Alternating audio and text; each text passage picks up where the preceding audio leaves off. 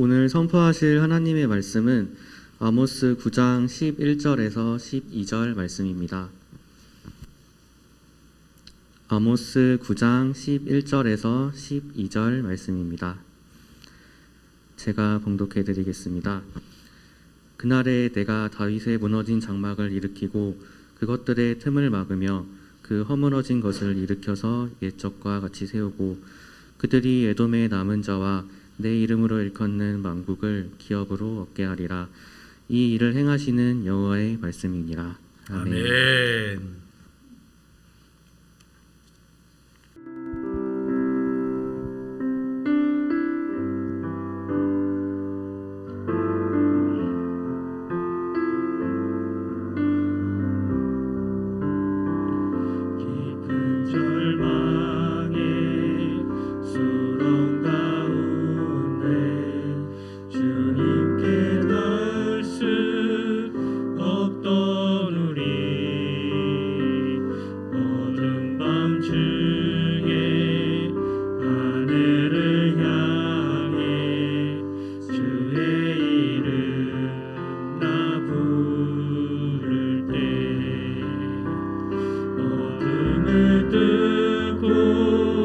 오신 주 사랑 나의 절망 거두셨네. 주님의 공로 다 이루셨네. 주 예수 나의 산소망 그 누가 주의 한없는 은혜 측량할까. 영광을 떠나 이 땅에 오신 죄가 되신 구주 예수. 주가 내게 말하네. 영원히 난 용납됐네.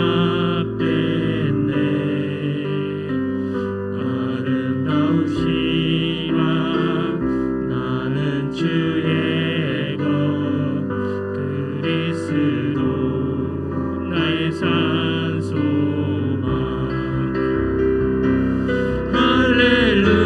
할렐루야 주를 찬양하여라. 할렐루야 자유케 하셨도다. 죄의 저주 끊으신 주께 구원이 있도다. 주 예수 나의 산소망. 할렐루야 주를 찬양하여라. 할렐루야 자유케 하셨도다. 죄의 저주 끊으신 주께 구원이 있도다.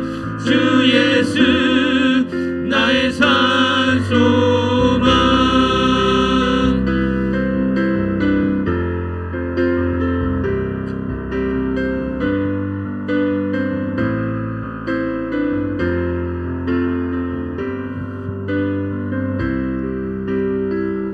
언약된 아침 장사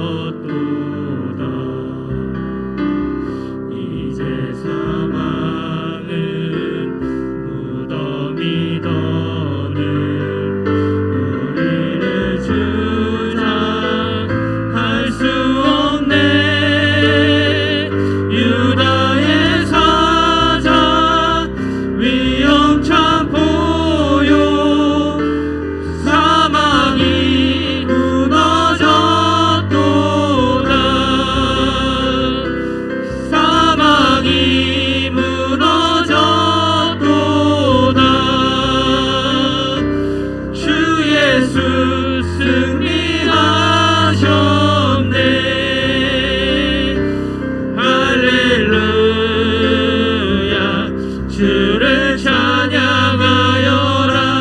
할렐루야. 자유케 하셨도다. 죄의 저주 끊으신 주께 구원이 있도다. 주 예수 나의 산 소망. 그리스도 나의 산 소망. 당신은 나의 산 소망. 아멘. 우리 하나님 영광의 박수를 올려드립니다. 네, 오늘 저는 회복하고 부흥하게 하소서 하는 제목으로 함께 말씀을 나누고자 합니다. 2022년 한 해가 밝았습니다.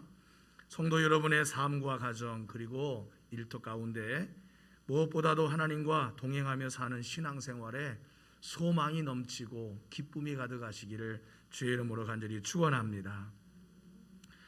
코로나로 인한 위기가 아직 해소되지 않은 상황 속에서 우리가 코로나를 겪으면서 지나온 2년은 우리의 삶에 큰 많은 변화와 영향을 끼쳐왔습니다. 코로나의 위기는 나라의 경제에도 큰 타격이 되었고 국민들의 일상생활에도 큰 위축을 가져오게 되었습니다. 또한 교회에서 신앙생활하는 성도들의 신앙생활의 모습과 그 깊은 영성에도 어려움을 주고 있음이 분명합니다. 가장 안타까운 것은 세상에 빛이 되어야 할 교회가 몇몇 교회들의 일탈적인 모습으로 인해서 사람들에게 불안을 심어주고 우려를 끼쳐는 그러한 일로 인해서 교회가 그냥 싸잡아 비난거리가 되었다는 사실이 마음을 무겁게 합니다. 그러나 한편으로 보면은 이런 교회의 어려움은 어느 시대에나 늘 있어 왔다는 사실입니다. 교회는 세상 속에서 약하면서도 강한 존재입니다. 세상의 열왕들과 열국들은 무너졌어도 교회는 언제나 왕성했고 부흥해 왔으며 더욱 든든히 서 왔다는 사실인 것입니다. 고난의 긴 터널을 뚫고서도 그 부흥은 멈추지 않았습니다. 교회를 구약적 의미로 회귀하여 생각해 본다면은 택하신 하나님의 백성들이라고 말할 수 있습니다. 원래 교회란 헬라어로 에클레시아라는 말인데 이것은 하나님께로부터 부름을 받은 백성들의 모임, 부름받은 자들이라는 뜻을 가지고 있는 것이 바로 교회라는 의미인 것입니다. 하나님이 불렀다는 얘기는 무슨 이야기입니까? 택하셨다는 말인 것입니다. 그러므로 하나님의 택함을 받은 우리 성도들, 때로는 하나님께서 택하셨음에도 불구하고 나라가 멸망하게도 하셨고 포로로 끌려가 큰 고초를 겪게도 하셨습니다. 그러다가 때가 차면 다시 회복하여 든든하게 세워주시기도 하셨습니다. 이것은 우리가 구약의 이스라엘의 역사를 통해서 너무나도 분명하게 알 수가 있습니다. 회복과 부흥, 택함을 받은 백성이 고난을 이겨내고 또는 뜨거운 회개와 각성을 통하여 만들어내는 신앙의 위대한 역사라고 할 수 있는 것입니다. 그래서 2022년도 우리 산성교회의 표어는 회복 and 부흥입니다. Recovery and Revival입니다. 이제 우리 교회는 코로나의 위기뿐만 아니라 이전부터 대두되었던 교회의 위기 속에서 우리가 버리고 새롭게 해야 할 것을 미루고 남의 탓만 하던 못된 습관에서 벗어나서 정말로 새롭게 되는 2022년 새해가 되실 수 있기를 주님의 이름으로 간절히 축원합니다. 그래서 정한 본문의 말씀이 바로 아모스 9장 11절 12절의 말씀인 것입니다. 우리 한번 다시 성경을 펴서 아모스 말씀을 한번 보겠습니다. 그날에 내가 다윗의 무너진 장막을 일으키고 그것들의 틈을 막으며 그 허물어진 것을 일으켜서 옛적과 같이 세우고 그들의 에돔의 남은 자와 내 이름으로 일컫는 만국을 기업으로 얻게 하리라. 이 일을 행하시는 여호와의 말씀이니라 라고 말하고 있습니다. 여러분, 한 해 동안 주여 우리를 회복시켜 주시고 우리의 삶을, 우리의 교회를, 우리의 인생을 주의 능력으로 부흥케 하소서. 기도할 수 있기를 주의 이름으로 간절히 축원합니다. 그리고 약속의 말씀은 이 아모스 9장 11절 12절의 말씀을 꼭 붙들고 하나님께 기도하시기 바랍니다. 한번 저를 따라서 보시기 바랍니다. 주여 회복시켜 주시고 부흥케 하소서. 목소리가 작아요. 간절함이 있어야 합니다. 다시 한번 주여 회복시켜 주시고 부흥케 하소서. 할렐루야. 이렇게 기도하고 갈급해하는 심령 위에 하나님이 역사해 주실 줄로 믿습니다. 먼저 회복과 부흥에 대해서 생각해 보면 오늘 말씀을 통해 한번 좀 더 깊이 들어가 보겠습니다.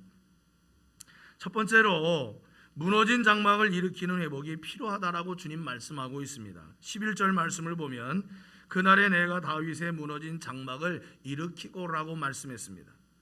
여기서 다윗의 무너진 장막이라고 했는데 여기 장막이라는 말은 히브리어로 수카트라는 말입니다. 수카트. 이 말은 말 그대로 이스라엘 백성이 광야 생활을 할 때에 옮겨가며 쳤던 그 삶의 집, 이 천막, 그것을 의미하는 것입니다. 그러면 다윗의 장막이 무너졌다라고 할 때 이것은 무슨 의미를 말하는 것일까요? 이스라엘 백성이 광야에서 생활할 때 비록 장막에 살았지만 낮에는 구름 기둥으로 밤에는 불 기둥으로 하나님의 인도를 받으면서 살았습니다. 그들은 하나님의 인도하심을 따라가면서 광야를 지났습니다. 그러니까 무너진 장막이란 말은 하나님의 인도를 받지 못하는 사람이 되었다. 하나님이 그들을 버렸겠습니까? 사람들이 하나님을 떠난 것입니다. 마음으로, 믿음에서, 하나님을 섬기는 신앙에서 떠나버린 것입니다. 이것이 무너진 장막이 되었다는 의미라고 말할 수 있는 것입니다. 나태해지고 안일하여 하나님 없이 살아도 아무렇지도 않은 듯 살아가는 그 절망적인 모습과 자신이 영적으로 벌거숭이 같이 되었음에도 불구하고 그것을 부끄러워할 줄 모르는 그런 부끄러운 존재가 되어버린 상태, 무너진 장막입니다. 거기에서 하나님이 다시 세워주시겠다, 회복시켜 주시겠다, 이것을 하나님이 행하시겠다고 말씀하고 있습니다. 하나님의 택하신 백성임에도 불구하고 하나님을 떠나 살면 어떤 역사가 일어날까요? 사람들로부터 비난거리, 조롱거리, 웃음거리가 되어버리는 것입니다. 야, 네가 믿는 하나님 별 수 없나 보다. 코로나 시대에는. 야, 네가 섬기는 하나님 진짜 살아계시냐? 살아계시면 이렇게 하실 수가 있을까? 하나님께서 택하신 백성이라는데 너는 왜 그렇게 사냐? 등등의 수많은 조롱이 하나님을 떠나 사는 택하신 백성들에게 들려오게 된다 하는 것입니다. 사람들로부터 온갖 조롱거리가 된 이스라엘이었습니다. 왜냐하면 하나님께서 보호하시는 민족이 망했거든요. 다른 나라에 짓밟히고 망했어요. 나라가 사라져 버렸습니다. 백성들은 포로로 끌려가서 70년이나 포로 생활을 해야 했습니다. 나라가 망하고 포로로 끌려갈 때 그런 비난을 받을 때 얼마나 비참했겠습니까?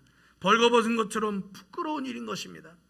그런데 하나님께서 다시 그들을 회복시켜 주시겠다고 선언하시는 것입니다. 하나님은 자신이 택하신 백성을 하나님 스스로 실어버리지 않으신다고 약속하셨습니다. 아무리 먼 곳으로 갔어도 하나님은 다시 불러오시겠다고 약속하시는 것입니다. 성도는 거룩한 하나님의 백성이라는 말입니다. 하나님의 백성답게 살 때 그 빛이 나는 것입니다. 믿는 자임에도 불구하고 오히려 안 믿는 자의 삶을 동경하며 살면 그 믿는 자의 삶이 비참해지는 것입니다. 어떤 사람은 스스로 교회를 조롱하고 욕하는 이들이 있습니다. 자기 아버지 어머니를 욕하는 것이나 똑같은 일인 것입니다. 여러분 가정에서 교회 갑시다, 예수 믿읍시다 그래도 그냥 왜 그런 줄 아세요? 교회가 문제여서 그렇고 교회 다니는 사람들이 문제여서 그렇다, 그렇지 않습니다. 내가 가정에서 믿는 자로서 하나님은 어떻게 비춰집니까? 믿는 자를 통해서 비춰지는 것입니다. 내가 내 가정에 내 남편이나 아내나 자식들에게 내 안에 계신 하나님이 보여줘야 되는 것입니다. 그래야 안 믿는 사람이 믿음 생활하는 내 아내를 보고 믿음 생활하는 남편을 보고 믿음 생활하는 부모를 보고 나도 우리 아버지가 믿는 하나님을, 우리 어머니가 믿는 하나님을, 내 남편이 믿는 하나님을 내 아내가 믿는 하나님을 나도 한번 믿어봐야 되겠다. 이렇게 그 빛이 나타날 때에 비로소 하나님이 주시는 부흥이 따라오는 거예요. 내 모습과 내 삶은 하나님을 믿는 자 같지만 실제로는 세상 사람들이 살아가는 방식과 다를 바 없이 살아가고 있다면 어디에서 하나님이 주시는 거룩한 영향력이 나타날 수 있겠습니까? 우리 안에 하나님이 아니면 안 됩니다. 나는 하나님이 아니면 안 됩니다. 이 믿음이 다시 우리 속에 회복돼야 돼요. 야곱은 자신의 인생 가운데 내가 복을 만들 수 있고 내 복은 내가 찾아 먹는다라고 생각을 하면서 산 사람입니다. 근데 그것이 야곱에게 본성 속에 있는 모습이었어요. 왜냐하면 태어날 때 얼마나 형보다 먼저 나가고 싶었으면 형의 팔 뒤꿈치를 붙잡고 나왔을까요? 이게 꼭 그런 의미로 해석할 수는 없겠지만은 야곱이 살아온 그 생애를 보면 형의 발꿈치를 붙들고 엄마 뱃속에서 태어날 정도라는 것을 이해할 수가 있어요. 본성적으로 욕심이 많은 사람이에요. 그래서 그는 그 자기 안에 채워지지 않는 그것들을 채우고 만들고 자기 것으로 삼기 위해서는 형에게 팥죽 한 것을 주어서라도 형의 장자권을 뺏어오는 그런 사람이었습니다.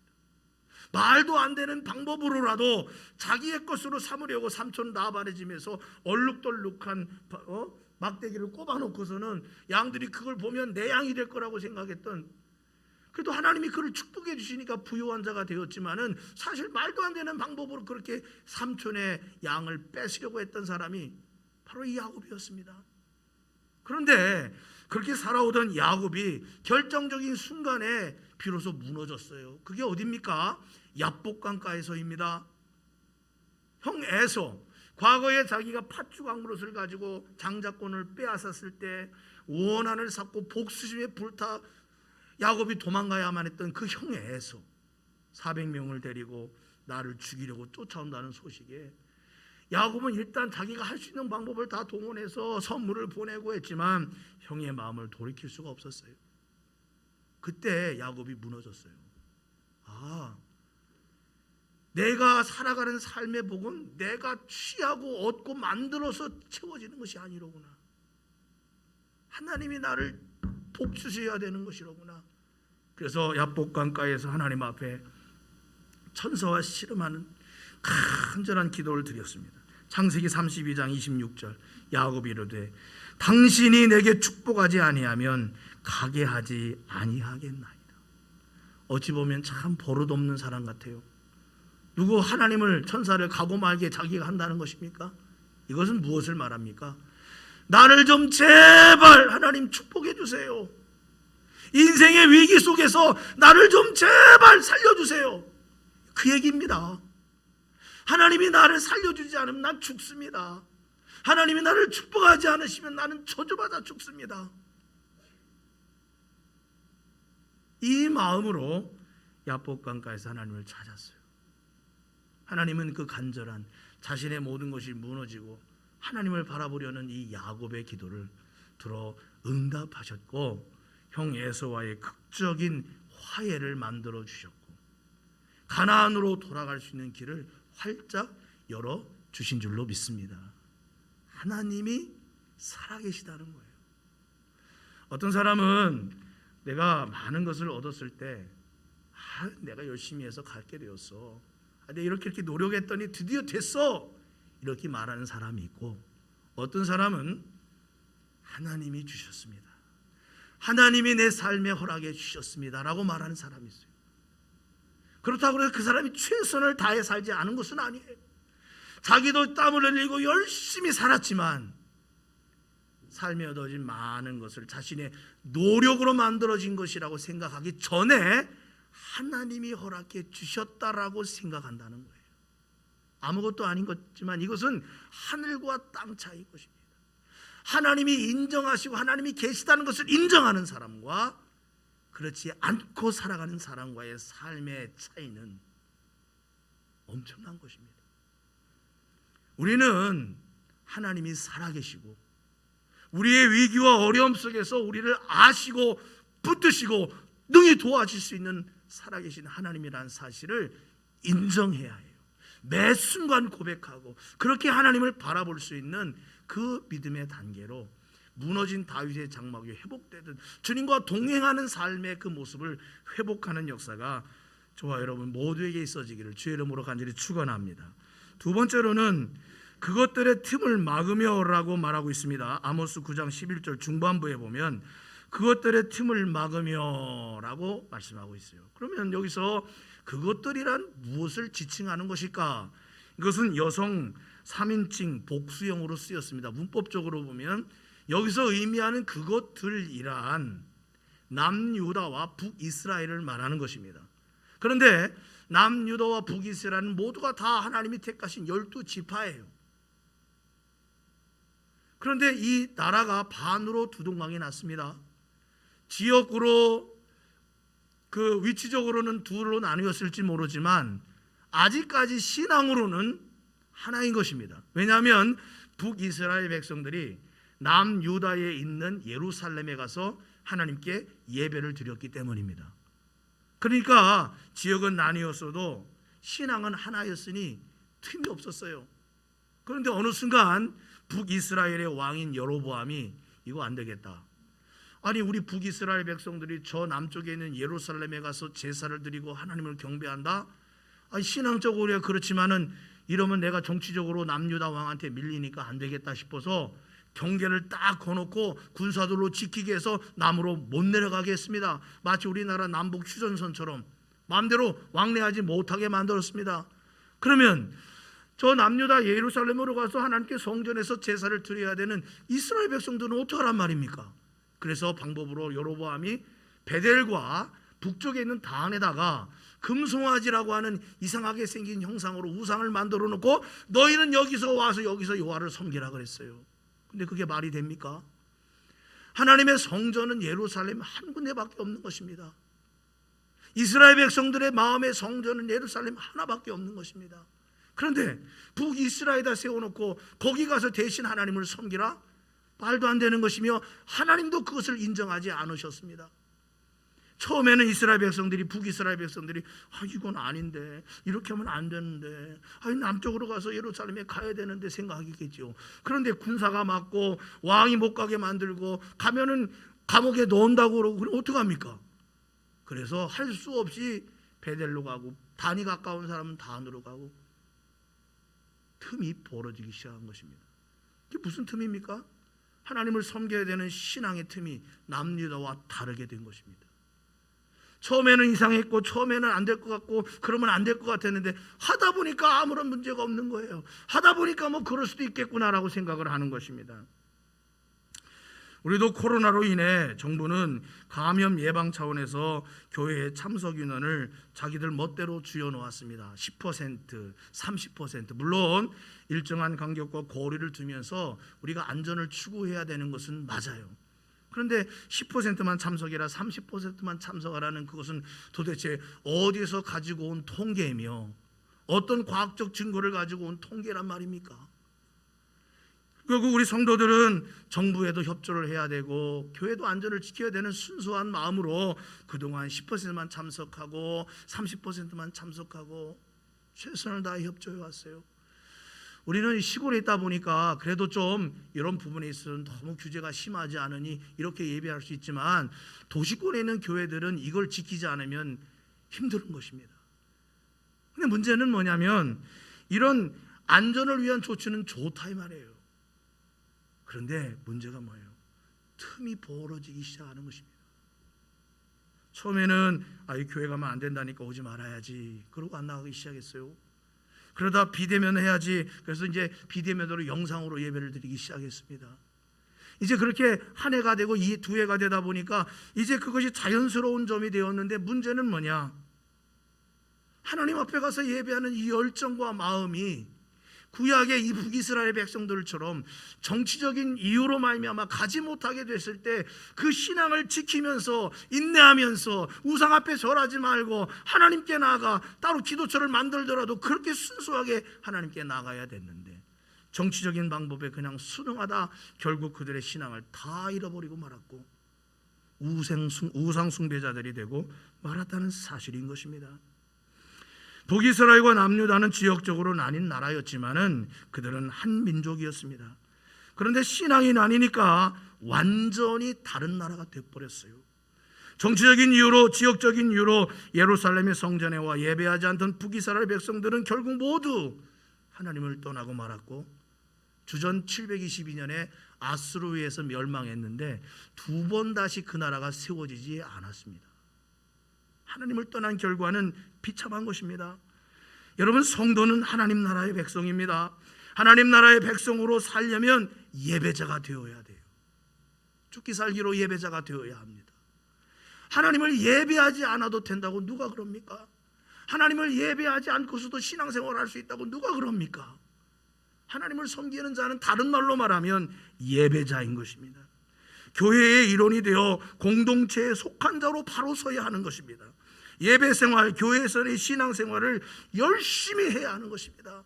왜냐하면 이것은 나의 구원과 관련된 일이며 내 가정의 구원과 관련된 일이며 이 지역의 구원과 관련된 일이기 때문에 하나님이 우리를 통하여 일하지 아니하시면 누구를 통해 일하시겠습니까? 그러므로 여기에서 벗어나는 사람은 하나님도 책임질 수가 없는 것입니다. 신앙을 지키는 것은 고난이 따르는 일이에요. 값을 치르고서라도 지킬 만한 가치가 있는 것, 이것이 예수 믿는 신앙인 것입니다. 왜냐? 베드로 후서 1장 9절에 이렇게 말씀했습니다. 믿음의 결국은 영혼의 구원을 받음이라 그랬어요. 그러니까 믿음을 잃어버리면 영혼 구원은 장담할 수 없는 거예요. 믿음을 지키며 끝까지 인내하며 그 신앙으로 굳게 설 때에 결국 영혼 구원을 받게 된다는 것입니다. 우리의 마음에 벌어진 틈, 신앙생활에 벌어진 틈, 이것을 다시 믿음으로 메워야 하고 하나님의 은혜로 채워가는 우리의 신앙생활이 되어야만 한다는 사실인 것입니다. 은혜를 사모할 수 있기를 주의 이름으로 간절히 축원합니다. 우리도 열심을 내야 하지만 오늘 마지막 말씀에 하나님이 하신다 그랬어요. 하나님이 하신다는 것입니다. 마지막 세 번째로 허물어진 것을 일으켜서 옛적과 같이 세워야 한다라고 말씀하고 있습니다. 아모스 9장 11절 마지막 하반절에 보면은 그 허물어진 것을 일으켜서 옛적과 같이 세운다라고 말씀하고 있습니다. 여러분, 이 허물어진다는 것은 힘없이 무너지는 것을 말해요. 견디고 버텨낼 힘이 부족하여 무너지는 것이 허물어지는 것입니다. 다시 세우기가 힘들어져서 버려진 상태이기도 합니다. 그런데 하나님은 아모스를 통하여 옛적과 같이 세운다라고 말하고 있어요. 옛적이란 언제를 말하는 것일까요? 바로 다윗의 장막을 의미하는 것입니다. 이스라엘의 가장 왕성한 시대가 언제입니까? 바로 다윗이 왕위에 있을 때입니다. 여호수아 때로부터 시작된 가나안 정복 전쟁이 실질적으로 마무리됐던 때가 바로 다윗 왕 때입니다. 또한 하나님은 그 아름답고 위세 있던 다윗의 때로 다시 그들을 일으켜 주시겠다고 말씀하셨습니다. 이는 경제적인 풍요, 태평성대를 구가하던 때의 모습에 대한 회복의 약속으로도 볼 수 있겠지만은 무엇보다도 영적 권위를 회복하게 하시겠다는 말씀입니다. 여러분, 다윗 때는 다윗이 나라를 다스리며 백성들을 인도할 때 주변의 나라들이 이스라엘을 보고 두려워 떨었습니다. 왜냐? 그들의 군대가 강해서가 아니에요. 하나님이 저 이스라엘과 지금 함께하고 계셔. 어떤 신도, 어떤 신을 의지하는 사람도 저들이 섬기는 여호와를 이길 수가 없어. 그 두려움으로 스스로 조공을 가지고 와서 다윗에게 바치기까지 했어요. 그러니 다윗이 다스리는 그 시대를 감히 침략하여 다윗 그 왕조를 무너뜨릴 그런 세력들이 감히 없었습니다. 그래서 다윗 시대에는 블레셋을 이긴 후로는 다윗을 정복한, 다윗을 이길 만한 세력이 주변에 없었고, 다만 내부적으로 아들이 반란을 일으키고 그런 문제들이 생겨서 어려움을 겪긴 했습니다만, 외부적으로는 다윗 시대의 그 영적인 권위, 하나님이 함께 하신다는 사실을 만방에 알게 되는 이런 역사로 말미암아 다윗 시대가 가장 아름답고 복된 시대였다는 사실인 것입니다. 하나님이 그렇게 이스라엘을 회복시켜 주시겠다고 말씀하고 있는 것입니다. 여러분, 무엇보다도 다윗이 행한 일 중에 가장 귀하고 아름답고 복된 것은 골리앗과 싸워서 이긴 역사도 아니고 통일 왕국을 이룬 역사도 아닙니다. 다윗이 어느 정도 나이가 들어가면서 그 마음에 소원이 생겼어요. 우린 이렇게 정착하여 나라가 평안하고 집도 잘 짓고 사는데 우리 하나님은, 하나님의 성소는 천막으로 지어진 곳이니 하나님이 거하실 만한 그럴듯한 성전을 내가 짓고 싶다는 열망이 생겼습니다. 처음에 하나님께 그것을 기도했더니 하나님이 내가 어떻게 사람이 만든 그곳에 거하랴 하지 말라 그랬어요. 근데 다윗이 자꾸 기도하면서 그 열망이 생겨서 하나님이 그에게 허락해 주셨습니다. 단 정복 전쟁을 하면서 피가 손에 많이 묻은 다윗을 통하여는 성전을 짓게 하지 않으시고 다만 그 아들을 통하여 성전을 건축하게 하시겠다고 하셨어요. 그 다윗이 어떻게 했겠습니까? 자기가 비록 지을 수 없지만 하나님의 뜻에 순종하며 성전 건축을 위한 준비를 완벽하게 다 해놓고 다윗은 세상을 떠납니다. 그리고 드디어 솔로몬 때에 이 왕궁을 짓게 되는 것입니다. 다윗은 성전 건축에 필요한 모든 것을 철저하게 준비했습니다. 이것은 자기에게 인생 마지막에 주신 소명이라고 생각을 했고 다윗은 나이가 들었어도 하나님을 향한 열정이 식어지지 않았어요. 하나님이 나를 부르셨고 나를 이곳에 세우셨다. 그러므로 나는 하나님을 사랑하고 백성을 사랑하고 백성들의 미래를 위해 나는 하나님의 성전을 세우리라. 그리고 그 임무를 완수하고 마지막에 하나님께로 가게 되었다는 것입니다. 다윗과 다윗의 시대를 가장 복된 시대로 하나님은 그래서 만들어 주신 거예요. 마음에 하나님을 향한 사랑과 열정을 가진 사람을 통해 하나님은 부흥의 시대를 열어가게 하시는 것입니다. 먼저는 부흥이 아니라 먼저는 회복이 중요해요. 다시 일으키시겠다는 역사가 중요한 것입니다. 경제적인 풍요로 돌아가는 회복은 진정한 회복이 될 수 없습니다. 그러므로 우리 안에서 허물어진 그것이 무엇인지, 가난해진 것입니까? 병들고 약해진 것입니까? 아닙니다. 하나님을 향한 거룩한 열정, 뜨거운 처음 사랑이 허물어진 것입니다. 주변의 상황과 세파의 강력한 힘에 의해 우리도 모르는 사이에 이것이 허물어져 버렸어요. 이것을 다시 일으키기를 하나님은 원하고 계신다는 사실을 여러분 기억하시기 바랍니다. 이렇게 세워주시고 막아주시고 일으켜주신 후에 하나님이 주시는 역사는 드디어 놀라운 부흥인 것입니다. 오늘 12절 말씀을 보세요.